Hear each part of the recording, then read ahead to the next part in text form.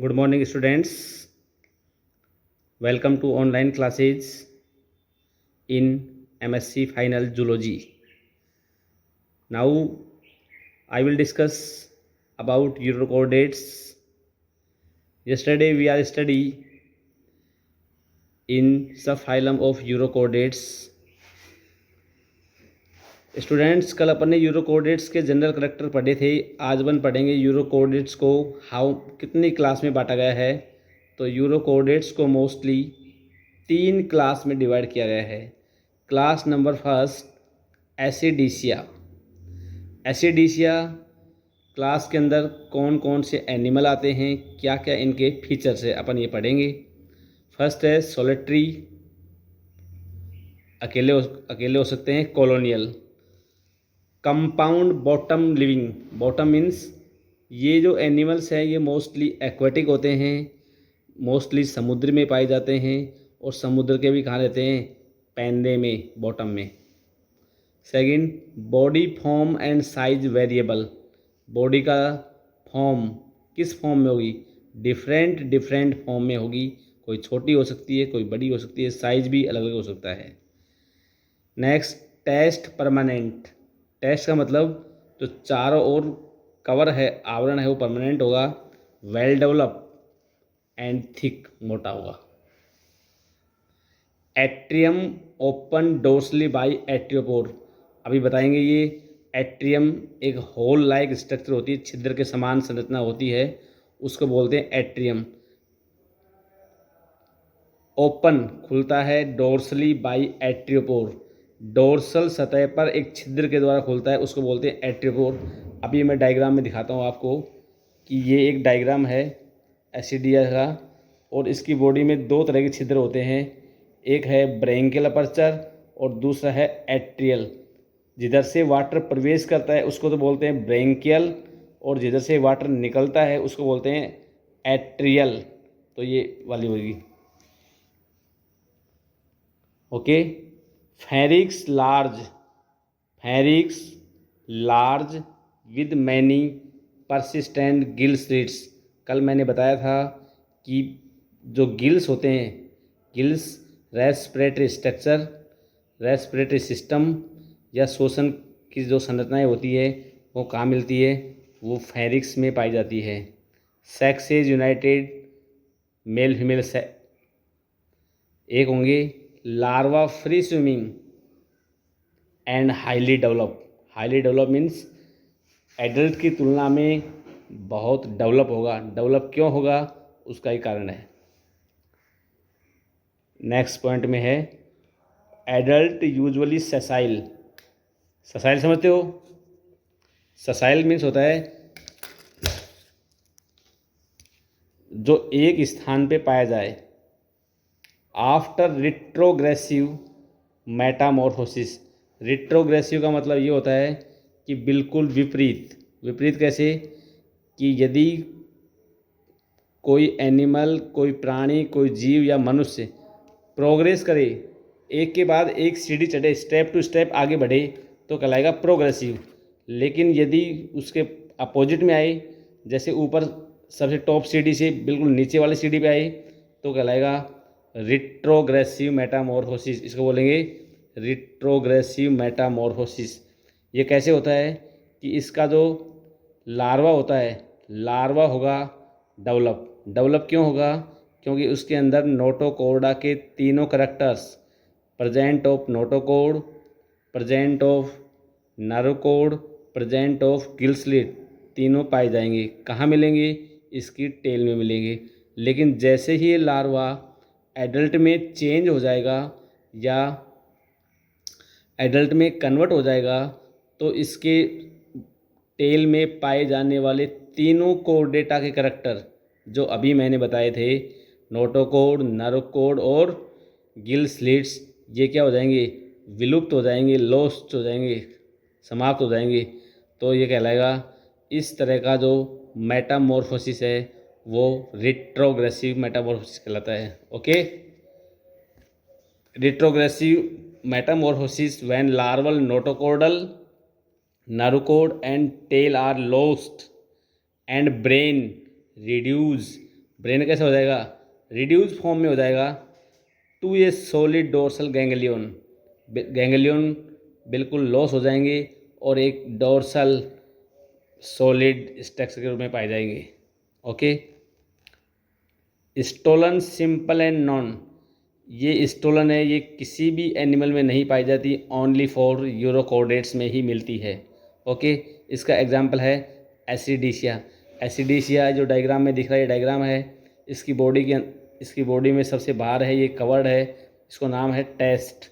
और इसमें ये नीचे दिख रहा है, ये जहाँ पेन चल रहा है, ये इसका फुट है, और ये फुट पेंदे में रहता है, तो पेंदे का जो पार्ट है उसमें उससे ये अटैचमेंट रहता है, ये इसका नाम है substratum.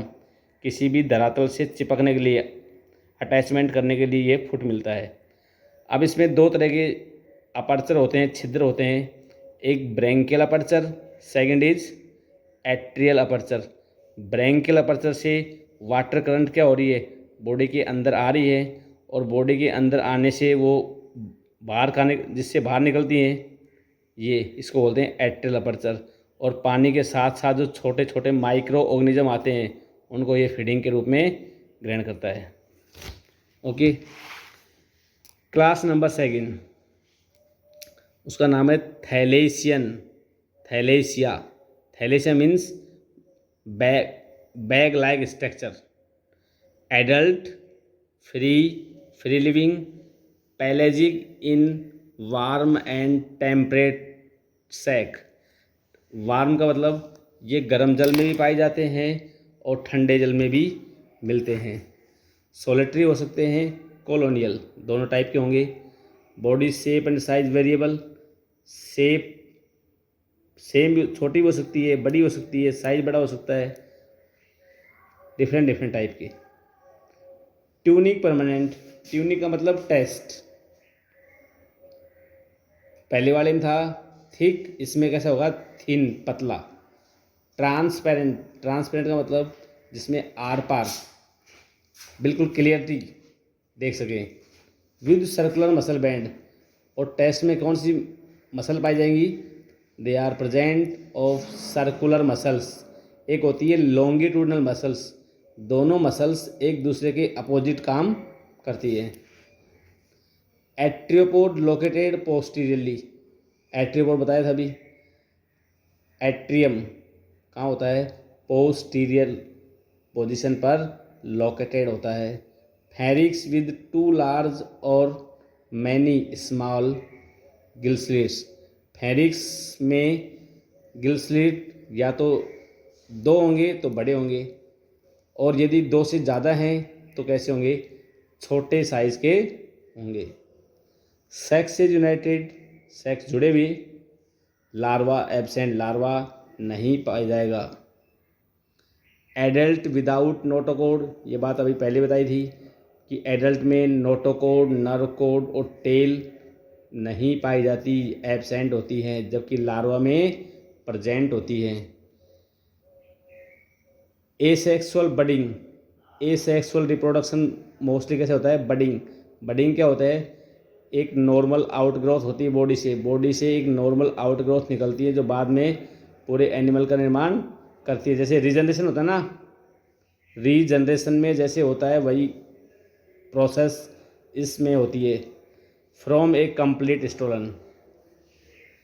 Life history with an alternation of generation, alternation generation जानते हो कि लाइफ हिस्ट्री, जीवन में एक बार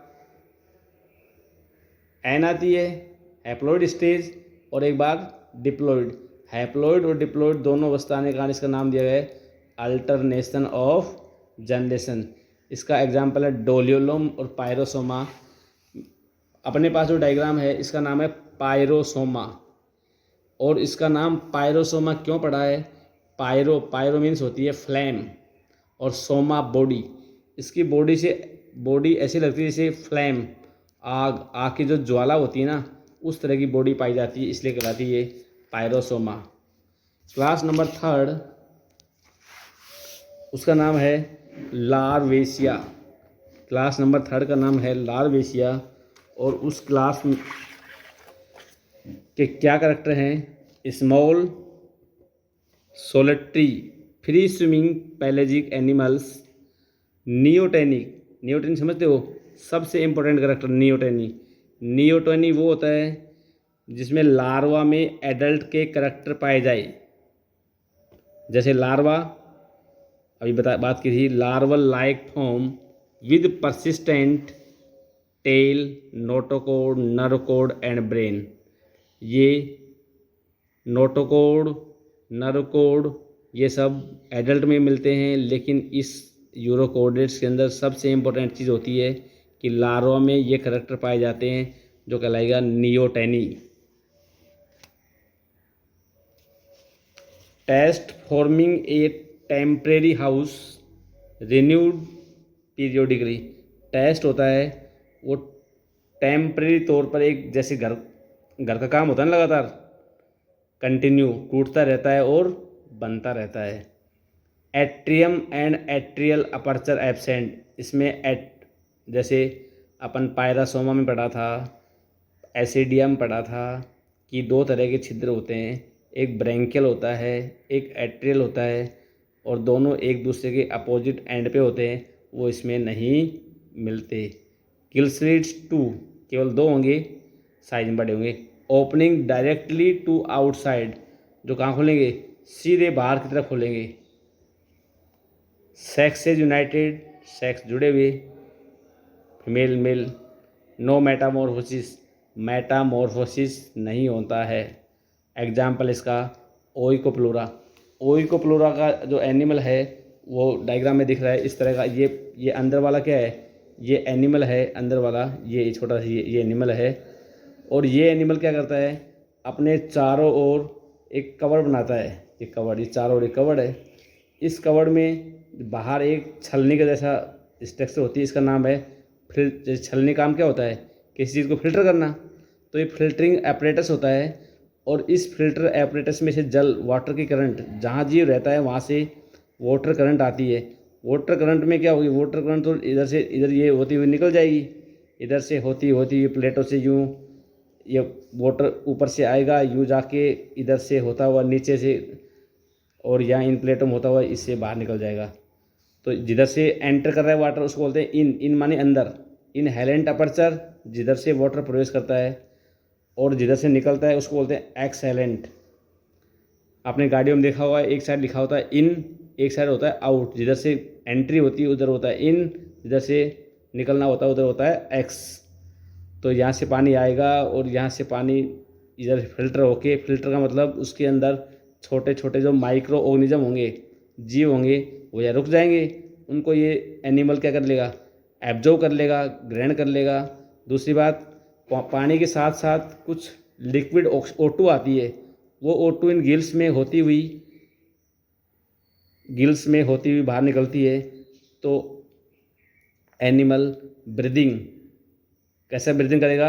एक्वाटिक ब्रीदिंग, जलीय श्वसन हो जाएगा उसके अंदर, और इस तरह से ये प्रोसेस चलती रहती है। और ये एनिमल, चूँकि एनिमल अपनी सेफ्टी के लिए खुद बनाता है, इसलिए इसको बोलते हैं जिलेटिनस हाउस। जिलेटिन मतलब जिलेटिन युक्त, जेल युक्त केमिकल का सिक्रेशन करना, स्राव करना, जिलेटिनस हाउस कहलाता है। Okay, thanks.